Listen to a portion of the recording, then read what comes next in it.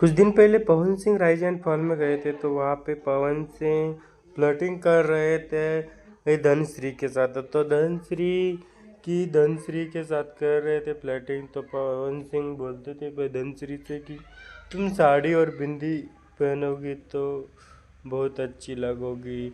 और उनको चने के झाड़ पे चढ़ा रहे थे पवन सिंह, पावर स्टार पवन सिंह, और फ्लर्टिंग कर रहे थे, हंसी मजाक कर रहे थे उनके साथ। तो पवन सिंह ने कहा था उनसे कि तुम साड़ी पहनो, एक बिंदी लगाओगी तो क्या अच्छी लगोगी। तो ऐसा सच में वो धनश्री ने इंडियन इंडियन कपड़े पहने हैं, तो इसलिए अर्जुन बोल रहा था, हाँ, पवन जी ने कहा जैसा इंडियन इंडियन कपड़े आप पहन लिए आप पवन जी आएंगे ज़रूर।